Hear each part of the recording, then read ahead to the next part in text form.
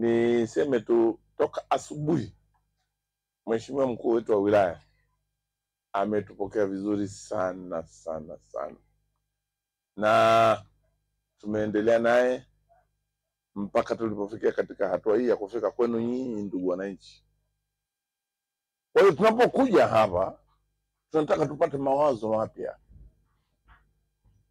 na tukipata mawazo mapya tunategemea kwamba tutapata badiliko la ghafla la kitabia.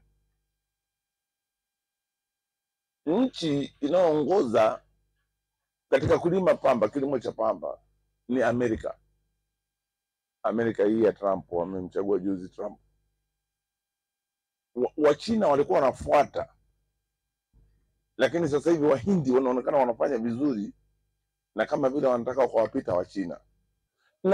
Na pamba tunavyozungumza hapa, ni pamba ni zao ambalo halihitaji mvua za kitimtimu kama ilivyokuwa kwa miwa na kama ilivyokuwa kwa mpunga. Pamba inahitaji mvua za wastani. Mvua za wastani, Mheshimiwa mkuu wa wilaya, ni hii mvua inaonyesha hapa Kisarawe, nusu yake ni 50% ya mvua inaonyesha hapa inafaa kwa pamba, na upande mahali popote inahitaji mahali penye hali ya ukame, lakini wafugaji wa mbuzi utawakuta ni wengi katika hilo eneo. Kwa hiyo ukishaona hali kama hii hapa kwako, hii ardhi ya kwako hapa, mtu angeniambia bustani ya Eden iko wapi, nitakwambia Kisarawe. Una haja ya kusema tupande ndege hapa tuende tukatafute udongo kule misitu ya Kongo, watu watakwambia huyo balozi alikuwa amekunywa pombe. Yaani sisi Kisarawe unatuambia tukatafute udongo misitu ya Kongo kule, kwa sababu udongo wa kwenu hapa umeshapatikana mzuri, ambao hatuna wasiwasi kabisa, chochote utakacholima hapa kinakubali. Kwa hiyo wanakwenda kule. Kwa hiyo hiyo ndio sura ya kwenu nyinyi iliyoko hapa. Mnisikize vizuri wananchi, hapa mnalima sasa nyinyi, inakwenda kwanza sura hiyo, labda nieleze zaidi vizuri. Ukienda Kilimanjaro kwa mfano, huwezi Kilimanjaro ukaenda Siha ndiko nakutoka mimi, ukasema limeni pamba hapo, watacheka tu, au Hai watacheka tu, au Marangu watacheka tu. Ukitaka kulima pamba Kilimanjaro, utalima Mwanga, utalima na Same. Kamanda wa polisi wa wilaya, mkuu wa polisi wa wilaya, kule kwako kule ni Isimani. Unasema uwezi kwenda Kilolo kule ukapanda pamba kule, watacheka tu, sababu kuna baridi sana kule. Unisikize vizuri. Ukitoka hapo ukienda Tanga, utaikuta sehemu fulani za Lushoto, Mkinga, lakini eneo hili la Handeni, na Handeni hapa chini yao hao Kilindi, hao ndio wenyewe Mkinga wanalima. Utakuta ardhi inaofanana na hii hapa kwetu.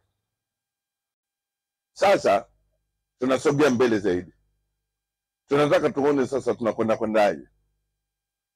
Unapokuja hapa tukazungumza kwenye semina hii kwamba tunataka tubadilishane mawazo, maana yake nini? Maana yake tunataka tupeane majukumu mapya, tunataka tuweke pumzi mpya. Kuweka pumzi mpya katika uelewa wetu maana yake nini? Maana yake ni kupeana majukumu mapya. Kuishi ni kujifunza, na kujifunza ni kuishi vizuri zaidi. Ndio maana namshukuru Mungu, mama zangu mnaotuzaa, Mungu awabariki. Mmekuja hapa na watu wote mmekaa mmetulia namna hii, yaani vile kama naona mmeshukiwa na Roho Mtakatifu, na mko vizuri na mtulia. Na mimi nitaendelea kuwaombea, na mmesikia mkuu wetu wa wilaya ametuombea hapa. Tunafanya vizuri, na hakika tutaendelea kufanya vizuri. Neno la Mungu linasema watu wangu wanaangamizwa kwa kukosa maarifa. Mwisho kunukuu. Kinachoshindikana hapa kamanda ni nini? Makamanda yetu hapa, maarifa. Semeni maarifa. Sema maarifa. Hebu sema maarifa.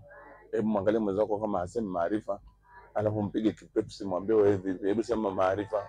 Ili darasa la watu wazima maarifa. Yaani kibonge mimi nimetoka na wasifia, alafu nyewe mnanifanyizia hapa. Hebu semeni maarifa. Ndicho kinacholeta matatizo hapa. Kwamba maarifa haya kama hatuna hapa, ujue kwamba tutapata matatizo. Isarao, mnisikize vizuri.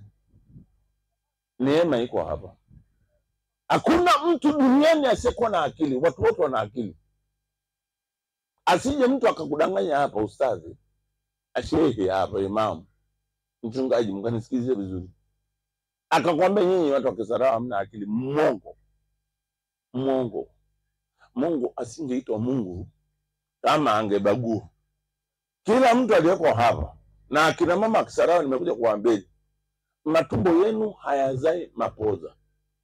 Ndio maana nyinyi mmemzaa mtoto hapa, amekwenda kuwa waziri kule, watawala za mikoa na serikali za mitaa, ametoka sasa ni waziri wa viwanda. Suleiman Jafo anakwenda kule, ni kwa sababu kuna neema iko hapa, kuna mbegu, kuna kitu tunachokutafuta hapa. Asikudanganye mtu. Mtu anayekwambia hakuna akili, hamna akili, anataka akutawale, kwa sababu huwezi kumtawala mtu mwenye akili.